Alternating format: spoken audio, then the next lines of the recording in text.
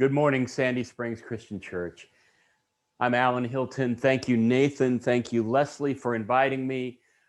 I am so glad to be among you, and we are heading together toward a holiday, an annual holiday, at which we haven't been doing well lately. Big data was researched to track, and this is Big Brother watching, to track our movements in the Thanksgiving season after the 2016 election. You remember the scene, big surprise victory for Donald J. Trump. Aftermath produced a whole lot of skirmishes, a whole lot of dread on the blue part, and sort of almost confused euphoria on the red part. And we couldn't get together for Thanksgiving dinner. It turns out that Big Brother was watching, and so we know exactly how much we couldn't get together. In 2016 for Thanksgiving, big data tracked GPS settings on millions of American phones and found that we who went from blue areas to red areas, or red areas to blue areas, to our Thanksgiving dinner, decided not to go at an alarmingly high rate. And when we did go, we stayed only about 70 to 80% of the amount of time we had spent 4 years earlier. In other words, we changed our Thanksgiving habits because of whom we voted for. Now, that's just the tip of the iceberg of what you and I know to be an endemic problem in American democracy, which is this brutal polarization between right and left, between red and blue. It divides our families, it divides our churches, it divides our neighborhoods, it divides our cities and city and country. We live in a tribalized society that is more politically polarized than we have ever been in the history of the United States of America. In fact, we recently passed, for affective polarization, we recently passed the numbers for the Civil War period. So you and I are gathered this weekend because we live in hope of a God who can do all things. We're gathered this weekend because we want to understand the church's role in addressing this social problem that Americans have. We're gathered this weekend to see if God can help us love one another in spite of our disagreements, and then if God can help us spill that love out to a world that needs help. So let's pray together, and then we'll move on to look at where we are and how we got here, what caused this. Let's pray.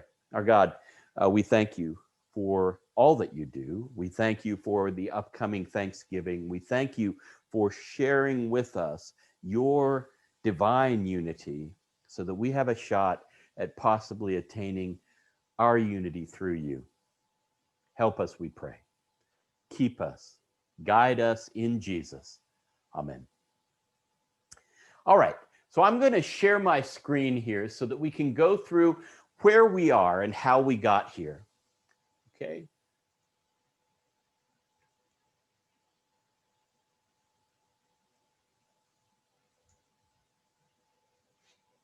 Let's see if I can advance a slide. There we are. Where we are now. All right. So you are seeing in the course of this set of slides, you're going to see the way that the American problem has set in, evidence of it, and the way that theorists, including myself, think we got here. Now, there are going to be other answers for how we got here, but I want to share these because I think they give us a broad outline that will help us retrace breadcrumbs and get out of this mess as a church, as a nation. So the first thing to notice is how much we have changed over the last 25 years or so. In 1994, look, this is red on the right, blue on the left, and the purple is our overlap in government and in our national populace. And so it was like one mountain. Blue was a little higher because it's 94, and Bill Clinton was in office, and So it was a blue surge, but there's almost full overlap with a little bit of cleaving at the top. Notice 2004, 10 years later, when George W. was just finishing his first term and running for re-election, and the mountains are similarly overlapped, although the purple has gotten thinner, hasn't it? Still, we're one nation under God with the overlap. And then 2014, the purple has gotten shorter, smaller. Red and blue have begun to cleave. This is second term Barack Obama, but look what happened in 2017. This is 2017 mapped for us, and it looks more like a canyon than a mountain. 2016 election moved our divisions to an overt level. We owned them more, and the statisticians found us out. And so we end up with social ramifications of those political beliefs, and they end up being attitudes toward one another. In 1960, Sputnik had just flown, and Nixon and Kennedy were in a heated presidential race, and Donna Reed sweaters, for those of you old enough, were all the rage. And 4% of American parents at the time were concerned that their son or daughter might marry somebody from the opposite political party. 50 years later, in 2010, that number had risen to 43%. And by this present day, in 2020, we're near 50%, 49% of American parents say we just don't want our kids to marry them. So we used to say that about race or about denomination and religion or about other factors. Now politics has moved in as the primary separator, even over race in American culture. And so we get things like dads against daughters dating Democrats, and on the blue side, there are analogs for it. We get things like not making friendships across Trump-Biden lines. There are new statistics that show there are fewer and fewer people making friends across red-blue lines. We get to the point where we find it very hard to figure out why somebody would disagree with us. Pew Research Center last October published a study of how Americans perceive one another across political difference, and it's alarming because I want to seize on this chart, especially on the morality and intelligence axes. It turns out that more than half of Americans think that people on the other political party, are just a little less moral than the rest. That is, immorality is part of the explanation why they're in that other group. And it turns out that 35%, when it's all added up, think the other side is more unintelligent than the rest of normal people. So we're at this quandary, this terrible place, where if you disagree with me, my real recourse is to say you're either stupid or evil. It's a bad place for a populace to be, bad place for a republic to be. Now add to that, because that's last October, the COVID battles over who wears masks and how quick to open. Add to that the George Floyd murder and its aftermath relative to blue stripe flags compared to Black Lives Matter flags. Then add that little election we've just finished. And you can see why we are historically polarized in what we call affective polarization, namely how we feel about one another. And so many experts, from former diplomats from the State Department to current diplomats to people who just analyze world situations, many experts believe that we are on the front porch of a second civil war. In 3 years ago, they took a poll in Foreign Policy magazine and found that 30% of former diplomats thought we were heading towards second civil war.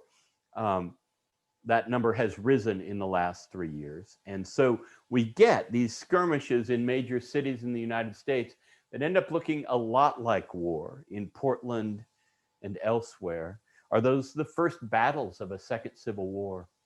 Well, The Atlantic published a piece, How to Stop a Civil War, a few months ago, in which said, we don't believe, this is the editor-in-chief at Atlantic magazine, we don't believe that the conditions in the United States today resemble those of 1850s America, but we worry that the ties that bind us are fraying at alarming speed. We are becoming contemptuous of each other. Hold on to that word, contemptuous of each other in ways that are both dire and possibly irreversible.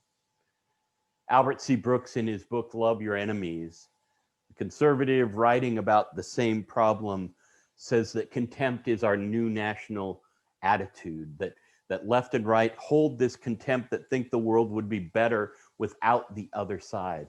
And that's when it starts to get dangerous, because once you think somebody is dispensable, you may think that their lives are dispensable. And all of this, it presents itself to a Christian gang like you and me. All of this presents itself as a moral problem, not just a political problem, because this friend of mine on Twitter, a young Sharon Hottie Miller, a young female pastor from North Carolina who co-pastors with her husband. She is this fresh voice in a cesspool called Twitter that looks a lot like Lord of the Flies, but she posts these hopeful things and sometimes self-searching things. I was reading my gospel passage this morning, she says, and suddenly realized I'm angry a lot more often than Jesus was. For you and me, that's got to stop us in our tracks. Ask, what kind of anger inventory are you working with? And in the midst of all that, Jesus prayed for his disciples with some of his last words spoken to them before they scattered under the pressure of Roman soldiers, and then trials, and a Jewish high priest trial, and then a Pontius Pilate trial. The disciples would scatter in a few minutes, but in his last time with them in the upper room, after he's washed their feet, after he's assured them that he's not going to leave them orphaned, after he's told them to love one another as he has loved them, he prays, "My prayer is not for my disciples alone. I pray also for those who will believe in me through their message, that all of them may be one." He goes on to say, "I in them, Father, and you in me, that they may be perfected in unity," right? I in them and you and me. We are to take part in the divine unity. Jesus prayed the answer to American polarization would come from the church, that we would be one as God is one. How are we doing at that? Well, not very well. The church is notorious for division. We've got 33,000 Protestant denominations. We've got the schism between Catholic and Protestant starting in the 16th century. We've got the schism between Catholic and Orthodox starting in the 11th century. We've got a history of division. We're the Crusades people, the Inquisition people, we're the Holy Wars in Europe people, and the culture wars in the United States people. We've got a bad track record, and it shows up in these witch burnings and Inquisition and holy wars. In fact, John Lennon had to get rid of us in order to envision a utopian peace. Imagine there's no heaven and no religion too. And Christopher Hitchens wrote a book, Christopher Hitchens of blessed memory, the social and philosophical critic from England. God is not great, how religion poisons everything. We don't have a great reputation for this, but we do happen to serve a God who can do all things. And so as a beginning to asking how we might be able to become an answer to Jesus's prayer, how we, Sandy Springs Church and the Church of Jesus Christ in the United States and beyond, might become an answer to what currently ails American and other international cultures. It's good for us to ask, how did we get here? Why is this so hard? Right? And the first answer is that we're human. Toni Morrison wrote a book called Paradise. I got to hear her speak about it when I was a grad student. It was one of the great moments in sports for me. Toni Morrison, Nobel Prize winner in literature, blessed woman, the bluest eyes, and in this case, Paradise, where she did massive research in Western and other cultures on how we portray the afterlife. And so she read Homer and Virgil. She read Dante and Milton. She read Revelation and the Left Behind series, all in the Western cultural place, but she also listened to oral tradition in Africa and Southeast Asia and Latin America and read authors from around the world. And it turned out that they were very different from one another. There were a lot of distinctives, and she found those very interesting, but she said three things they all had in common. Three things that every depiction of paradise that she saw held in common: community, eternity, and exclusion. You and me together forever without them. Right? Friends, it runs deep in human instinct, in human culture, to exclude people, to have insiders and outsiders. And it turns out that there's science around that, as you might guess. Jonathan Haidt, the great moral psychologist who was at University of Virginia and now is in New York University Business School, wrote a book called The Righteous Mind: Why Good People Are Divided by Politics and Religion.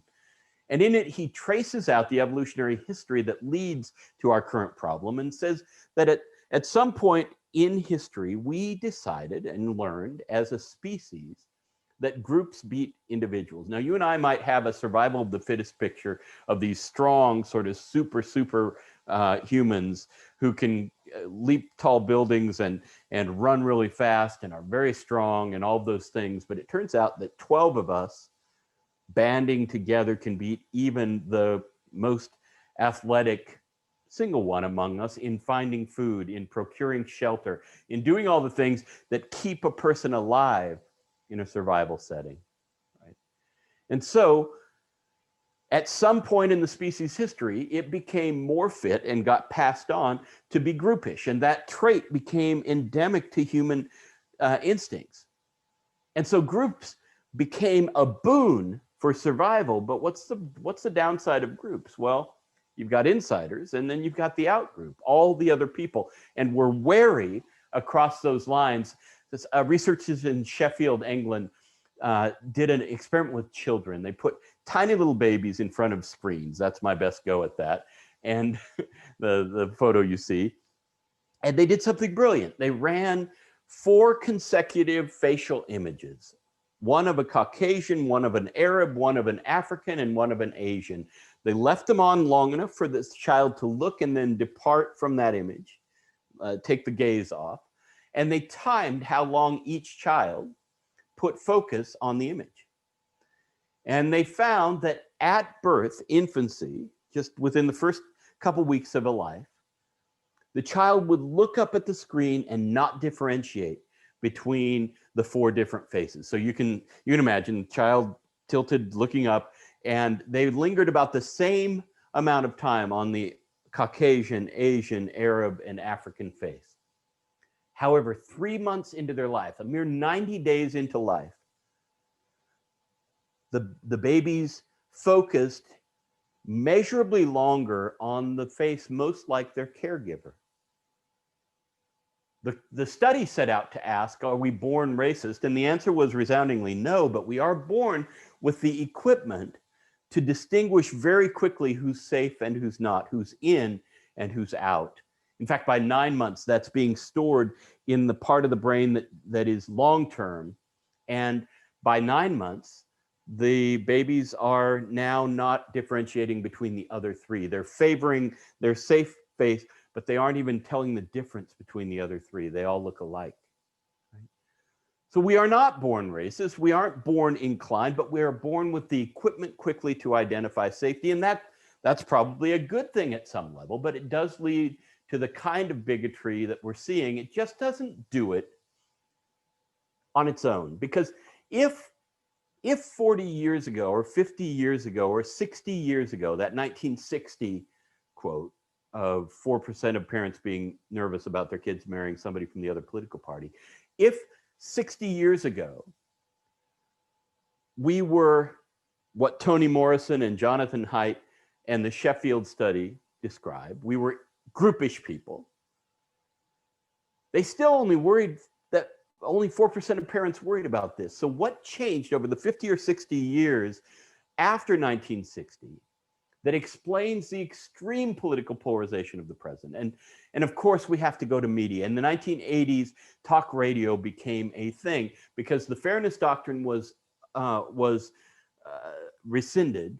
That is, that you have to have left and right both. You have to have both positions represented on any newscast. That was rescinded, and it gave way to partisan political radio. And the conservatives went out quickly with Rush Limbaugh. Liberal radio made its try. It wasn't as good at it, I might add, and didn't get as much viewership. But both things were in play in the 80s. In the 90s, we got MSNBC and Fox News, born in the same year, 1997. Fox News, born fair and balanced, but born to be a right alternative to what they perceived to be a left-leaning media, and MSNBC championing, over time especially, the left side. And so we got choose your own news world in which we could hear the voice that we wanted to hear, right? Then came social media in the 2000s, and we could follow the voice we wanted to follow.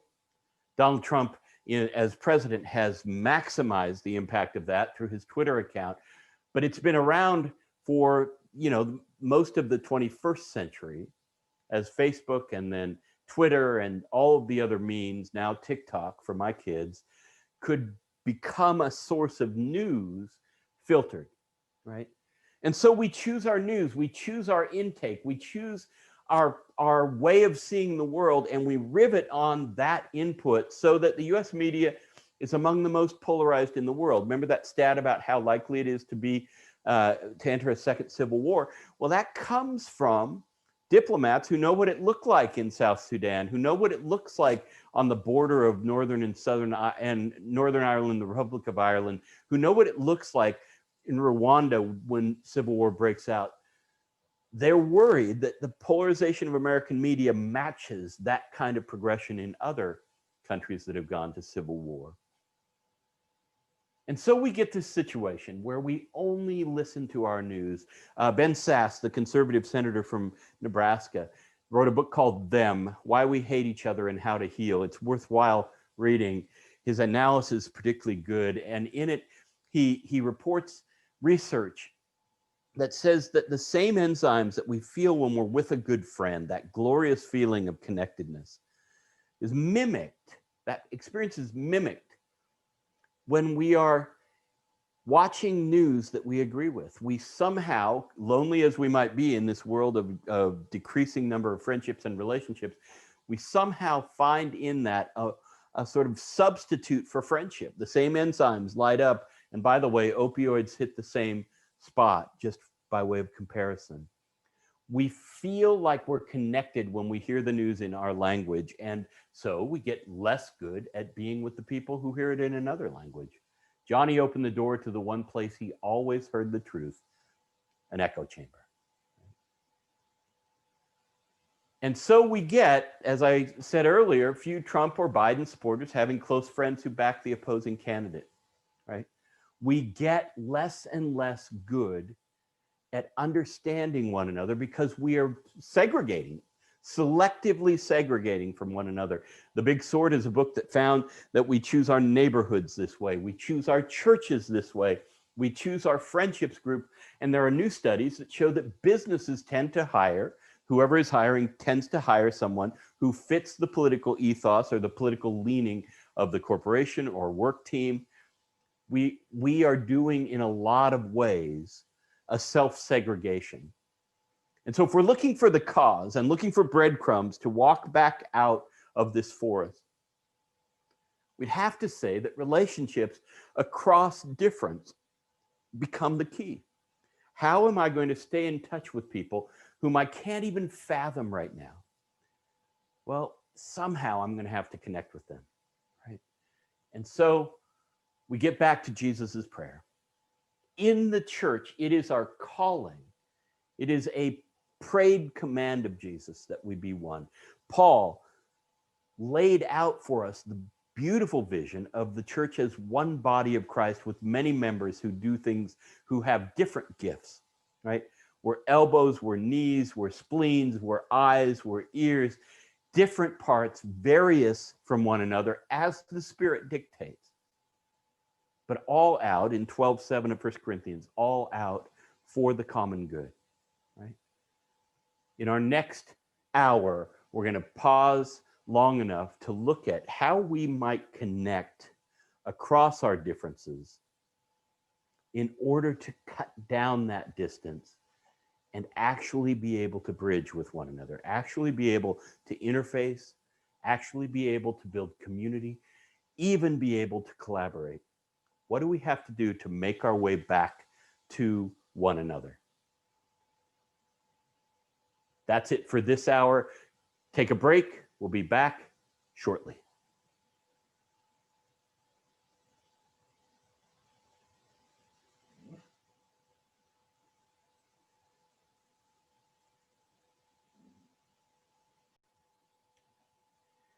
Welcome back, friends. It's a delight to get to move from that bleak picture we just saw to the hope that we can move forward, not only as church, but as nation, as culture.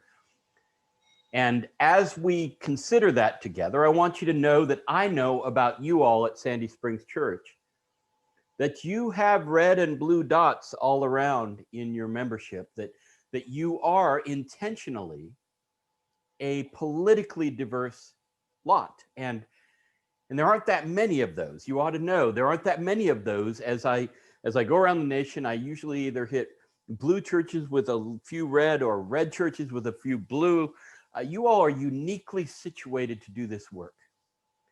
You also face the difficulties of this work. You know that during election season, it gets awfully hard to talk to people, right? We're spared that a bit this year because of COVID and not as many of us going to the actual space of church and having to sort of awkwardly step around each other if we aren't feeling great about interfacing. But it's still out there. It is a difficult thing to be a red and blue church in our time. And so let me just say at the outset to commend you for the difficult work of doing that. So what I'm bringing will not be all new to you by any means.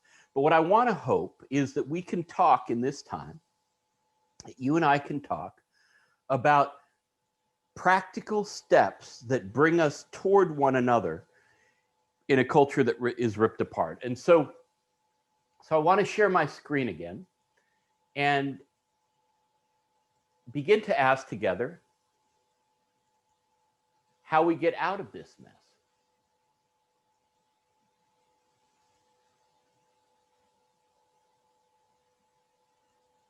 There we go. How do we get out of this mess? How we talked about what the mess is and how we got in this mess. So how can we as faithful folk begin to think of ways to navigate a trail back to one another across our differences, right? As I speak in place after place, I see good friendships falling by the wayside, and I see good family relations strained to fraying. And so I want to ask together, how do we change that habit? How do we move our practices of mind away from the kind of contempt and eye rolling and throwdowns that are featured by our culture and that we learn too often from the water we swim in American culture? Right? How do we make our way back toward one another by changing our habits of thought, changing our habits of with whom we spend time, with whom we relate? And to do that, I want to tell you a story. I'm an extrovert, right? I'm an extrovert. I very rarely avoid human company. In fact, if you knew me better, you would probably be tired of that aspect of me. I go toward people. I go toward groups. I'm an extrovert, and I'm a high energy extrovert. So I very rarely want to be alone or want to rest. However, a year and a half ago, I was in Princeton, New Jersey, doing a 3-day conference with pastors from around the nation who wanted to figure out how do we navigate polarization in our church and beyond. And it was a great conference, but it was 3 intensive days of Con Ed. And I was beat. And to boot, I knew that what was next was 2 intensive days in Boston in a church there on the same subject that was going to be maybe even harder because this wasn't leaders, this was congregation, and they were trying to figure things out and they had some conflicts. So I was to take a train from Trenton to Boston. I decided, unlike myself, to look for a seat that had nobody near me. But of course, it was a busy train and I couldn't do that. So I went through 3 or 4 cars before I realized that I could only probably get a seat next to somebody who looked engaged, who looked like they didn't want to talk as much as I didn't want to talk. And so I scouted and I found this perfect spot because the woman was up against the mirror, like the person up against the window, like the person in your photo, in the slide, engaged in a book, looking toward the window. So I just quickly sidled in silently next to her, said the requisite hi, and then pulled out my Kindle to give the international sign that I didn't want to be bothered either. Sounds good, right? But 30 seconds later, she turned to me and said, "So, what do you do for a living?" And 2.5 hours later, we were still going. Because as I said, I work in this area of political difference and try to help people rejoin relationship or join relationship across red blue lines. And I hardly got that far before she started to cry. She started to weep right there on the train. And it turned out as she unfolded the story that she had lost a close friend. She and her husband had lost close couple friends.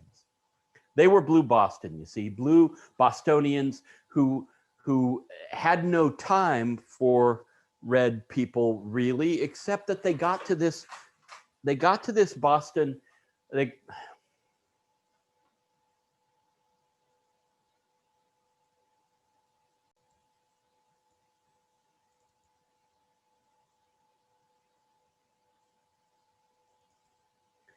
So I'm sorry about that interruption.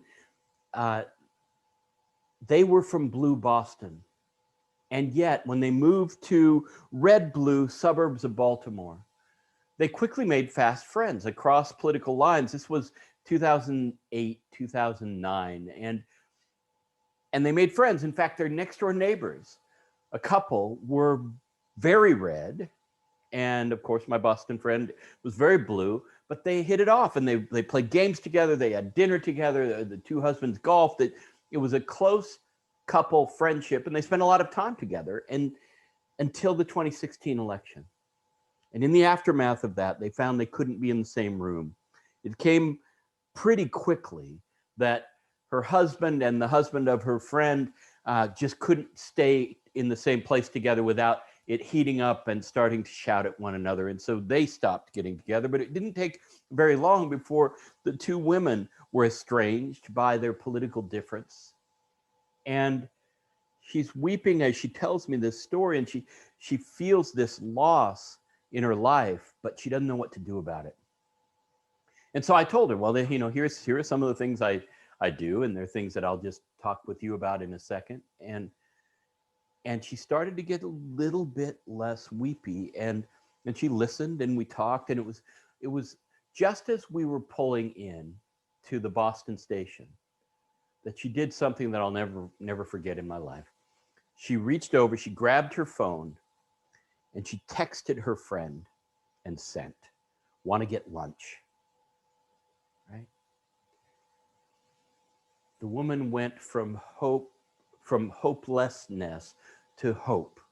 I don't have a longitudinal sense of what happened. I didn't know the woman's email address, and so I couldn't keep in touch. I don't know how that lunch went. I don't know if they ever had it.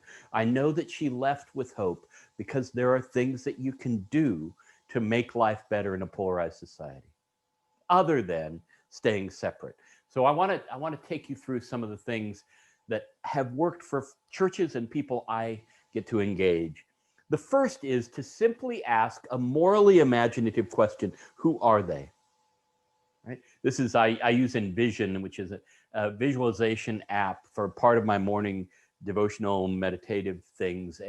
And I've learned, even as a kinetic extrovert, I can actually sit in a chair for 10 to 12 minutes and be led through a time of consideration. And one part of that consideration can be, I don't understand that person. I'm going to try to imagine my way into her or his shoes. And so I was leading a courageous conversation. You'll hear more about those in a while. I was leading a courageous conversation in Scottsdale, Arizona on climate change. And in that setting,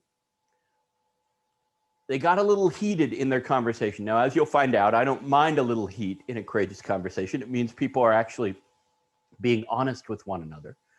But this one got a little heated. And so I said, we might want to pause for a second. And we spent a minute and a half, 2 minutes. And I asked them simply to imagine life from inside the skin of a person on the other side of this issue. If you're a climate change believer and an environmentalist, imagine somebody who is in the anti camp. If you're a person who doesn't think the world should be changed greatly in our economy and our government for the sake of climate, imagine somebody who does think that. So they did. They went quiet and they sat, and it stopped the sort of static that was on the line. And after a minute and a half, I opened my eyes and looked around, and there was a woman I knew to be an activist on this issue, an environmental activist, sitting in the back row, again, with the sobbing. And I said, I'm sorry, I don't mean to call you out, but would you mind sharing with us, Elizabeth, what's going on? And she said, I care so much about changing the future, about giving our kids and grandkids and their kids and grandkids a future cosmos and world in which to live. But I imagine the West Virginia miner who can't think past getting food on the table, who doesn't have the luxury of 2 or 3 generations out. He has to figure out how to keep food. And I imagine when he looks at me, he thinks I'm taking his bread away. And it changed the room. Moral imagination, the ability to simply use our creative mind to imagine what it might feel like on the other side of an issue, right? That's one, and it can be done in your devotional world, right? A second is a group activity or can be a one-on-one activity. I use it in churches where they'll have a potluck and then pair off afterward in one-on-one conversation. But let me tell you where I got it. North Dakota happens to be, or at least was 2 years ago, the state in the union that has the highest per capita amount of refugees. Now that may seem strange to you, but there aren't many capitas, aren't many heads in North Dakota, so it doesn't take a lot to drive the percentage up. It turns out Somali and Ghanaian refugees mainly had located in the cities of North Dakota, and there were social problems starting to arise because they weren't integrating or being allowed to integrate into the culture one way or the other. And there were social problems rising, increased crime. There was a bill proposed to the state legislature to reduce immigration because of these kinds of problems and misunderstanding across the line. So they called in a group called Narrative 4. This image is of a Narrative 4 gathering in which they brought a select group, an invited group of 15 from each side, the refugees and mostly white, native North Dakotan farmers and oil people or their families. Right? And so they gathered them on a Saturday, and for 2 hours, the white North Dakota farmer had to listen to the Ghanaian black man who was a refugee about his story, just listen to his life. And he could do nothing other than write notes and ask clarifying questions. Couldn't resist, couldn't contend. Just listen for 2 hours. Try that sometime. Try it for 15 minutes sometime. And then after 2 hours, they ate lunch and then swapped. And the black Ghanaian listened to the white North Dakota farmer with the farm hat on, right? And after those 4 hours, they went home. The next morning, they came in and they shared each other's stories. Now, this so far sounds like something you've had in marriage counseling or something you might do in a group of icebreaker. But they didn't do it the way you and I usually do, where I say, this is Joyce. Joyce grew up in North Carolina. She currently likes volleyball and sewing and whatever it is. And she introduces me. This is Alan. He is a little daft, a little slow, but he'll get around to being able to keep up with you, that kind of thing, right? Well, in this circle, they did their 2 hours listening, 2 hours listening. The next morning, they got together and they told the other's story in the first person. Think about how that changes things. You've got a white North Dakota farmer. Family's been there for 7 generations. Farm hat on. The guy who wrote the legislation, right, is telling the story like this. My name is Amin. I'm from a Ghanaian family that was poor. And then my dad went into the city and started to develop a business, and it was taking off. And our family prospect was looking marvelous. And then things in Ghana just blew up. And we had no choice but to leave because the heat of the culture was too hot. And so we came to North Dakota for a new life, a new freedom, a new safety. And as we landed here, things got difficult, and you can imagine. And then you can imagine after he's done, the Ghanaian man telling of the white man's story. I've lived in this town all my life. My parents lived in this town all life. It goes back 5 generations on the same farm. And we were here and enjoying life, and we owned the place and sort of were the place. And then in came this other culture. You can imagine there wasn't a dry eye in the joint, and people changed. The immigration proposal was rescinded. The social problems started to lapse. The crime rate went down because they simply connected across a line of misunderstanding. So in churches, I have people do this, as I said, in potlucks, or you can do it one-on-one, making appointments with one another over coffee or over Zoom, right? Just ways to hear. And in churches, I have them say, what are your politics, and how do you imagine you came by them? Tell me your story that leads to where you are politically right now. And they listen to one another and then tell each other's story to a smaller group in the first person. That's worth trying. The third, I'm going to try to slow things down with you. Abigail Adams is, for me, the icon of letter writing. She and John wrote long letters to one another that happened to be a part of how we reconstruct the history of the Revolution, American Revolution. They slow things down. Letters do this. They're the slowest form of communication available to us. So that while we text and get text fast and tend to reply impulsively, while we text, while we email in the same way, while we tweet and Facebook in the same way, everything fast, phone obviously fast, letters slow us down, right? And here I recommend that you don't do it by email. You do it either by printing something out and sending it after having licked a stamp, or better yet, writing something if you're legible, writing something and finding out how to connect with a person with whom you're either at odds or just haven't been able to understand one another. So there's a conversation in New England, a congregation in New England who are writing to a congregation in Red, Alabama, blue and a red, writing pen pal letters to one another in order to understand one another. This idea is a marvelous one for a congregation. My friend Jennifer Richmond, who has launched a campaign of this on the online journal Medium, has had amazing results. She's got 17-year-olds doing TikTok episodes devoted to thanking her for this chance to write to somebody who's older. She helps people cross generational lines, and she helps people cross racial lines, and she helps people cross political lines just through letter writing.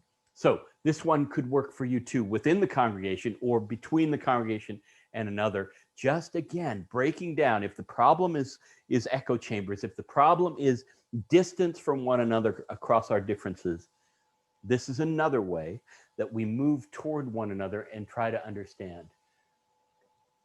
This fellow represents an important insight into all of this, because some of you are likely saying, I don't want to understand them. They aren't worth my time. I can't endorse that worldview by listening to it. Well, Dylan Marone, I commend his TED Talk to you. It's listed here on the screen. Dylan Marone did a TED Talk called Empathy is Not Endorsement. He's an internet content producer who, in the course of his production of fairly provocative and sometimes controversial material, always tracks the comment pages below. Now, you may know that comment pages are among the most brutal social media available.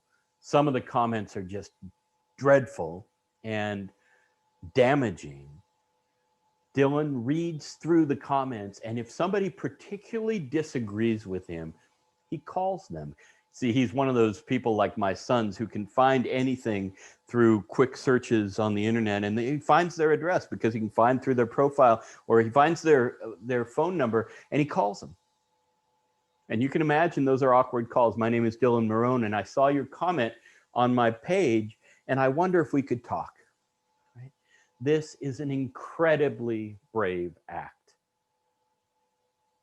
Empathy is not endorsement, and bravery is the currency of going forward here. That's why we call them courageous conversations, right? So Dylan reminds us that empathy is not endorsement. Debate. I recommend that Sandy Springs Christian Church develop an informal debate team. This is Julia Darr. Julia Darr was the world champion debater of all for 2 or 3 years in a row. And this TED Talk that she did is an introduction of debate as a solution to the American problem of polarization, because it teaches us how to disagree productively and find common ground. I happen to, in my last church that I served when I was a pastor, I happen to have had in our congregation in Wayzata, Minnesota, the #1 ranked high school debater in the nation the year that I got to be with her. And her name was Kate Galing. She was a rock and roll, smart student, everything, but she was #1 ranked debater with her teammate in the nation. And so I had to get coffee with her because it was my job to get students ready to speak in church. And I knew she'd be fine at speaking in church. So we got there and I said, okay, you'll do fine on Sunday. Tell me about debate. And she told me, and she said, Alan, I knew ahead of time that I'd love the competition. I'm a very competitive person, as you know, and I did know. And I also knew that I would like the research because I love to absorb facts and info, and I drink it in.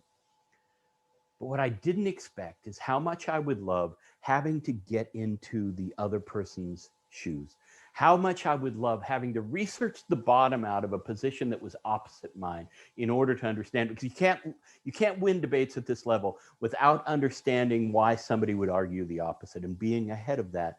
She paused a minute and she said, Alan, debate has made me a better person.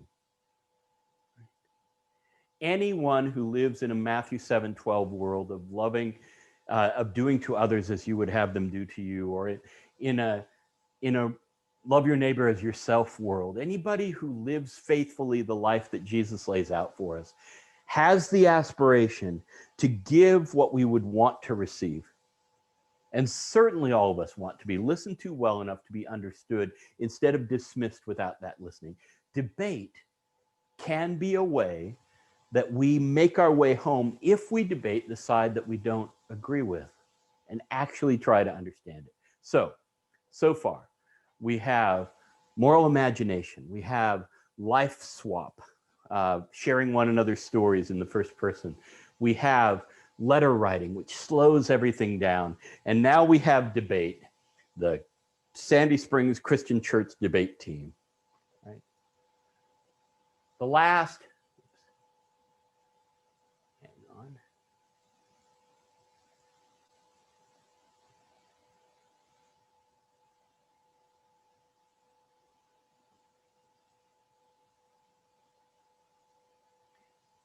thing I'm going to share is what I call forgiveness food.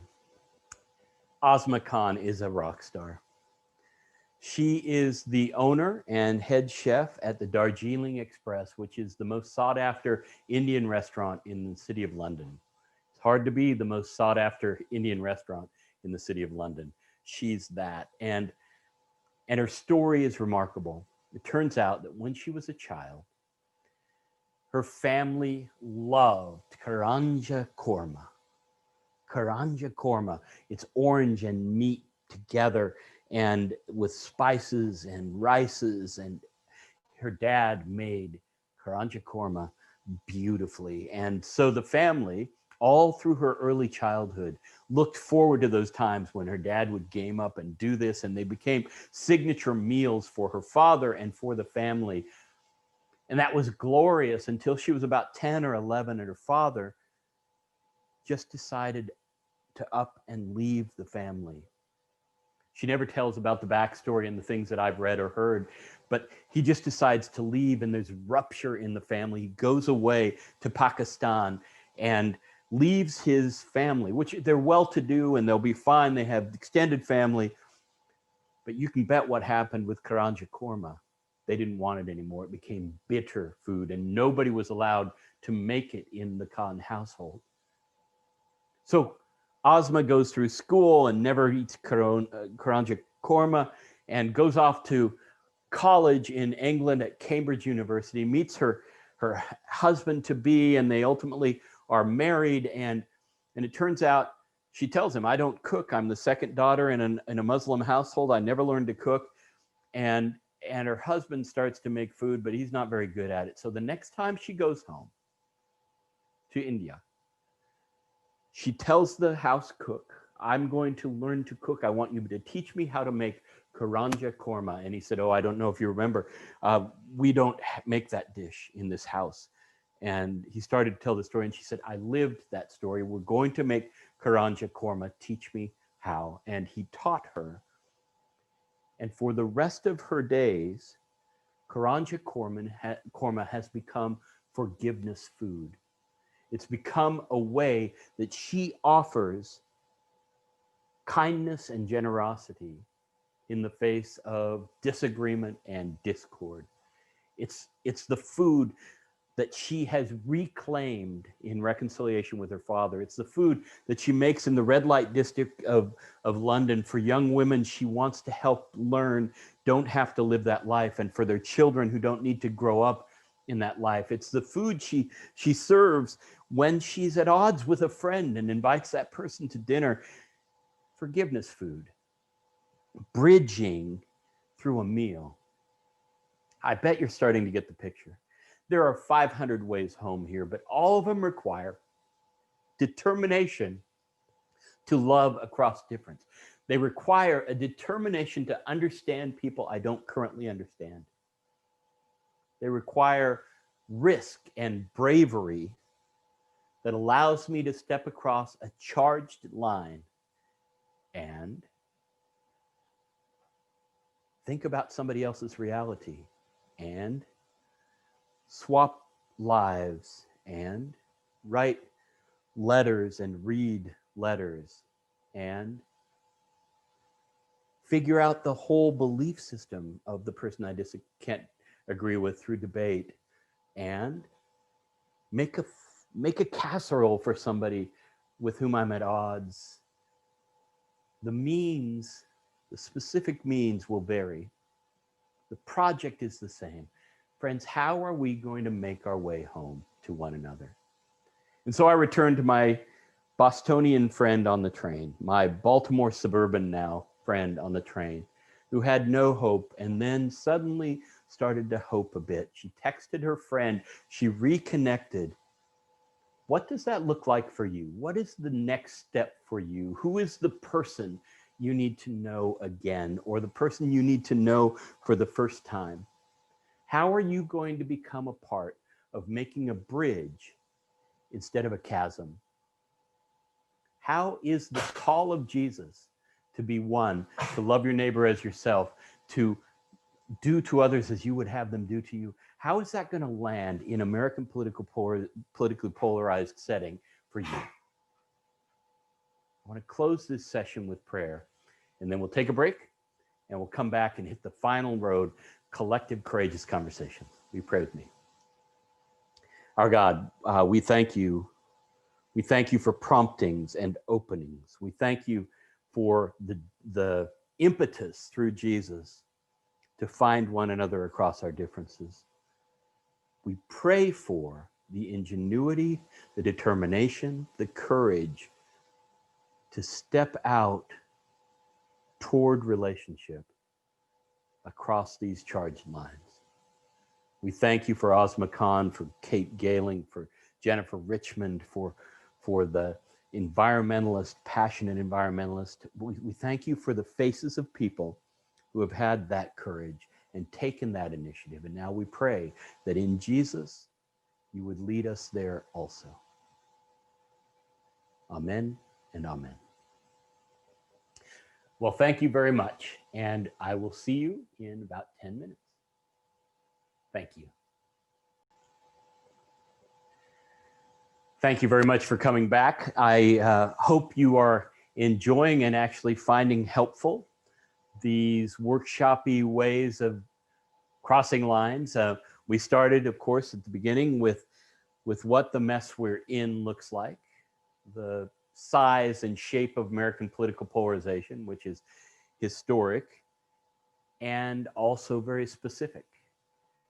And then we went to, well, why? How did we get here? What caused this? And we saw that it was the rupture of relationship, the self-segregation of political tribes, in which we learn, we kind of forget how to relate to one another across our disagreements and become two tribes, two Americas in a way, two churches instead of one and a more perfect union.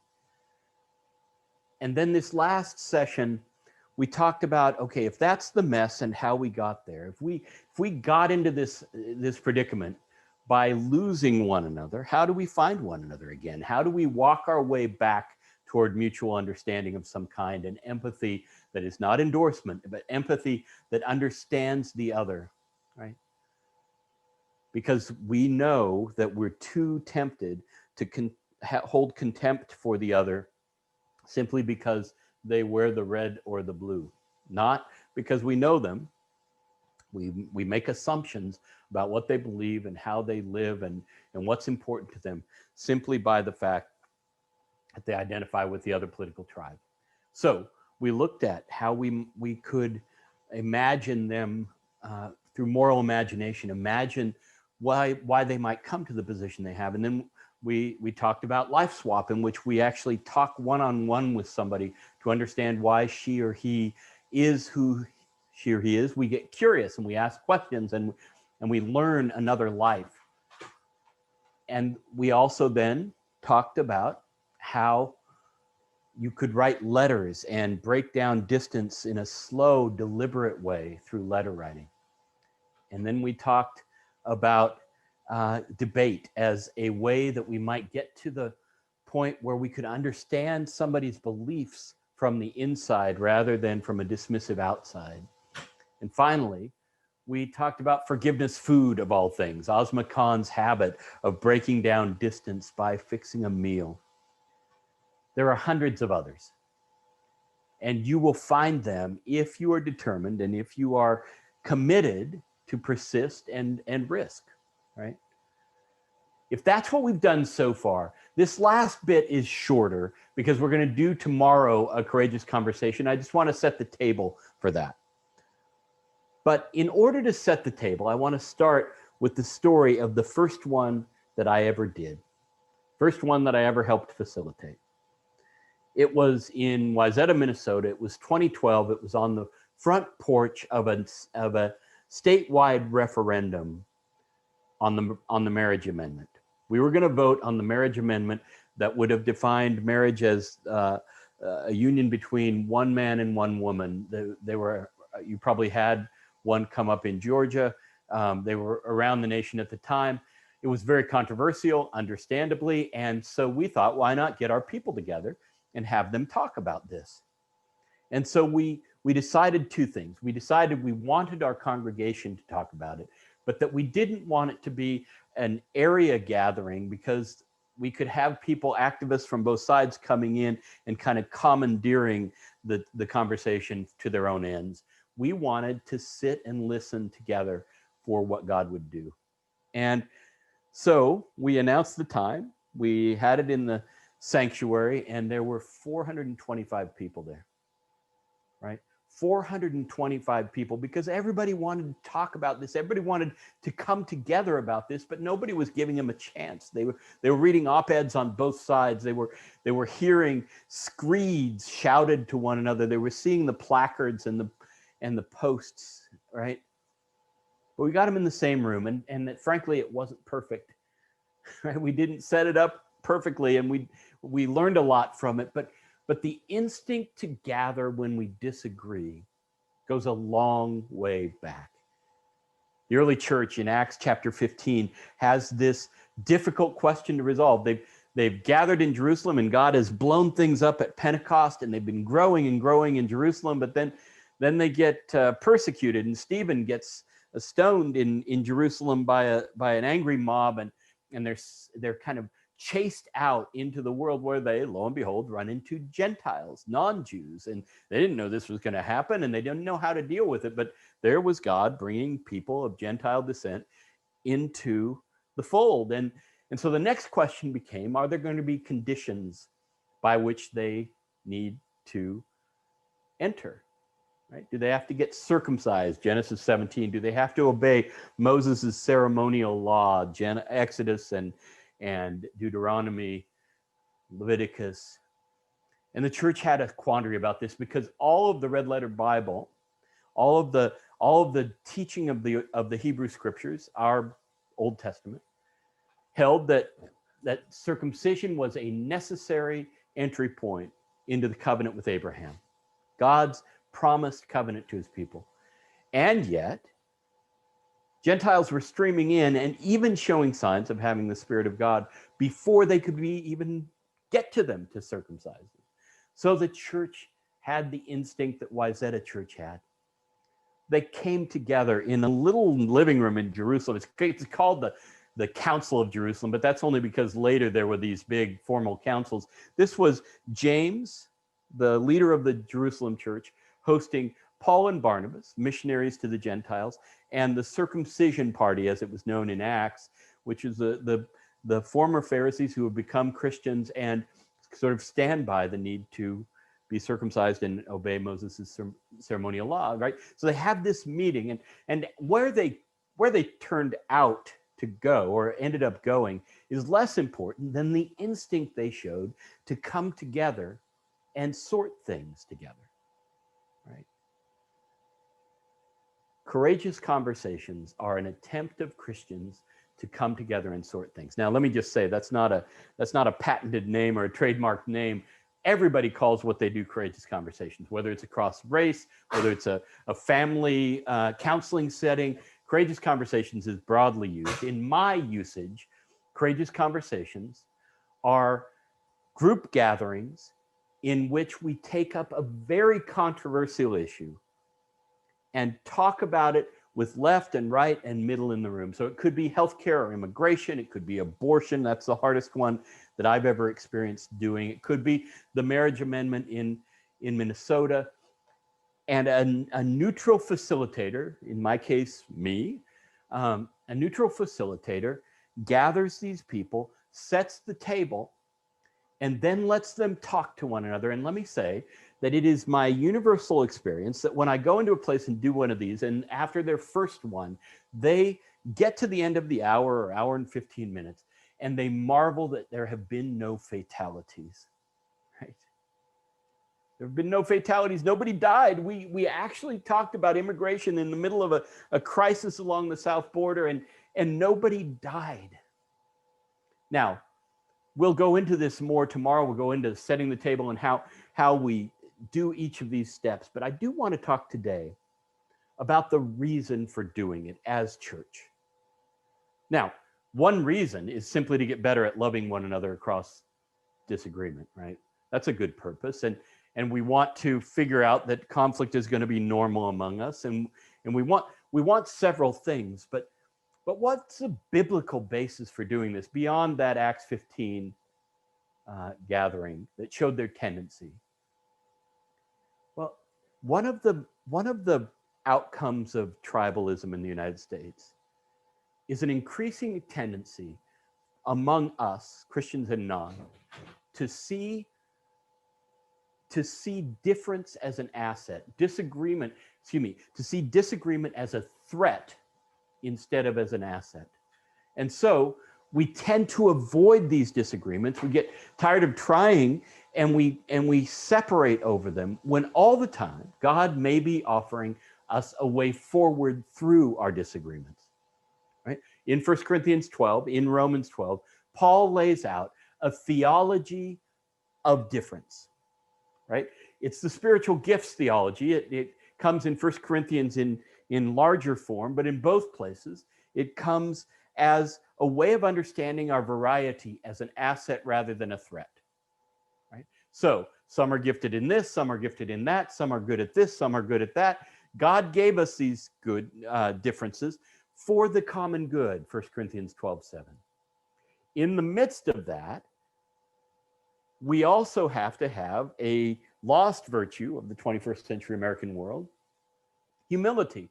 When Paul in Romans 12 sets out to describe what transformation does to us, do not be conformed to this world, and I bet some of you have memorized this passage, do not be conformed to this world, but be transformed by the renewing of your minds, right? Immediately, if that's 12:2, immediately Paul says, I urge each of you not to think more highly of yourselves than you ought. So the combination of God gives us this variety as a gift, and I don't have all the answers on my own, I don't need them, brings us to a place where Paul is laying out a way to understand our differences as assets given by God. Now, you and I have probably named our own set of spiritual gifts.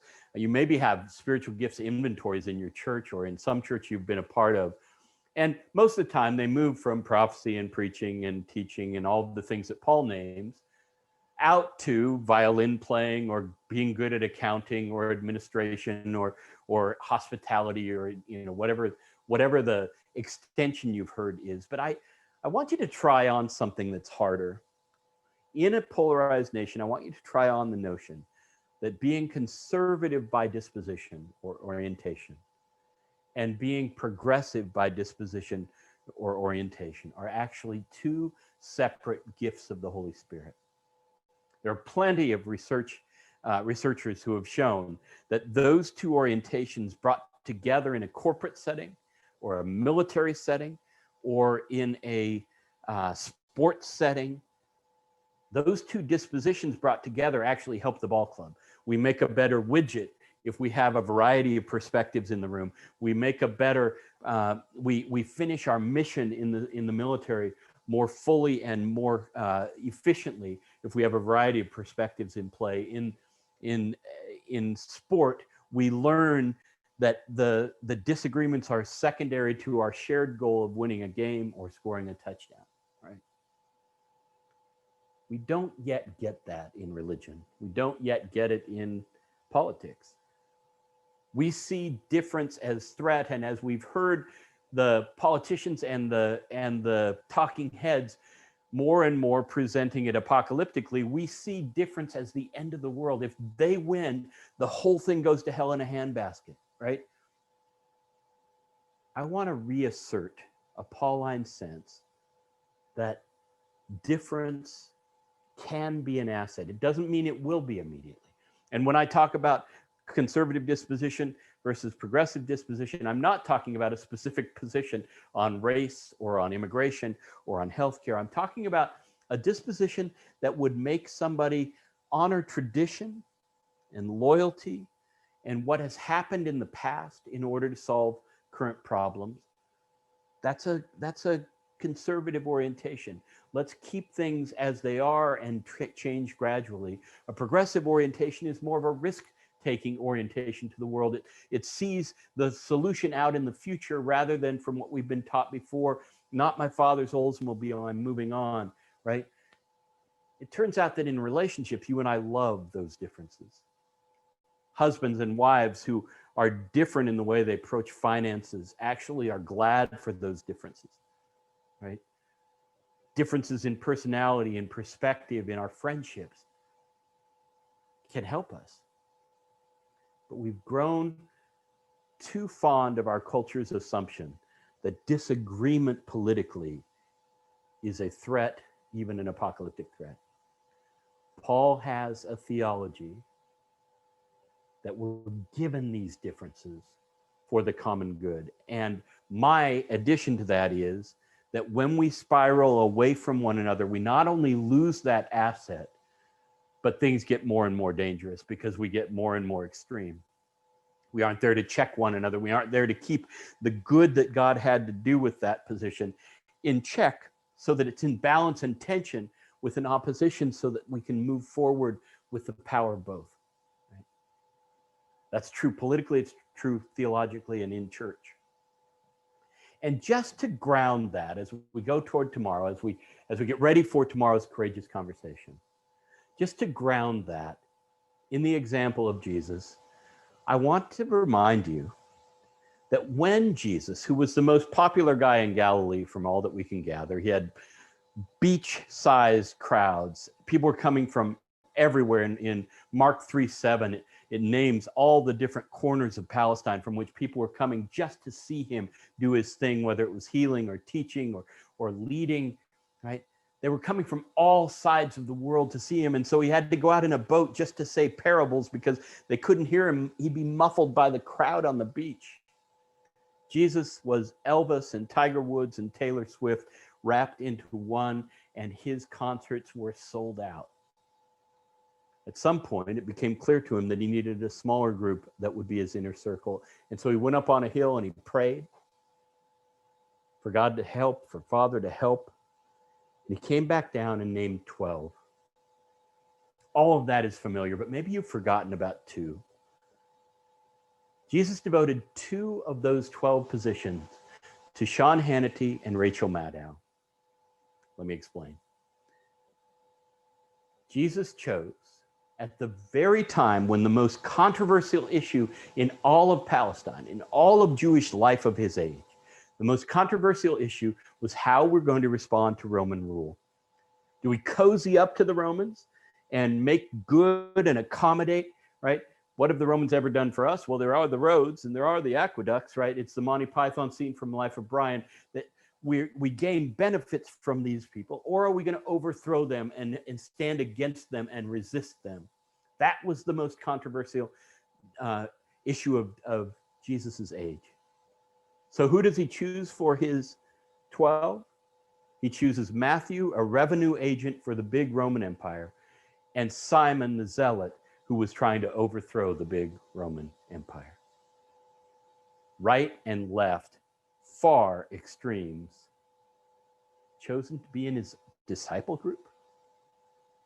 Friends, Jesus understood 2 things. One, that if he was going to win the respect of the people about loving neighbor as self and all this teaching on love, he was going to have to demonstrate it. So he chose the highest degree of difficulty dive.